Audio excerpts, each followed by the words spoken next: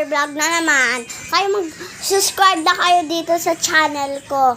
Yung natin, magpa-vlog na ipapakita ko sa inyo yung mga regalo ko, yung tanggap ko sa Pasko nung dati, nung 2023.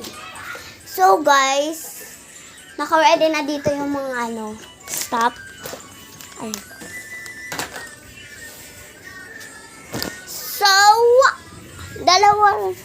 tatlo lang yung ginanap ko sa Pasko. Wait lang to. Parang kang ewan. Hindi, asabado lang sila na. Alito tayo. Salbahe ka talaga, no? Ha? Hindi nga.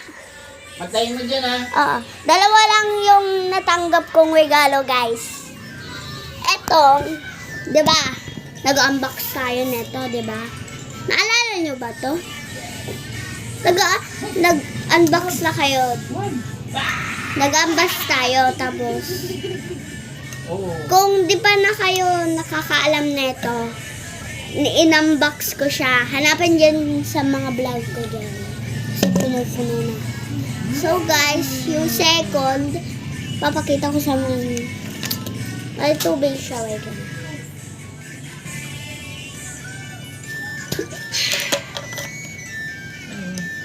So guys, next is etong mini fan. Galing ko siya, di ko talaga siya nabili. Pero, nagpabili ako kay tita ko ng isa pang ganito.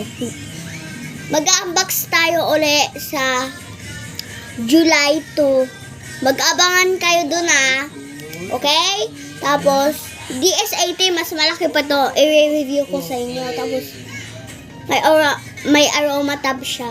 Tapos, may level 5 rin siya. Yung DS18, X yung button niya. Kaya, X yun yung digital display niya. Tapos, ito yung 5 levels niya. O, diba? Aesthetic. O, diba?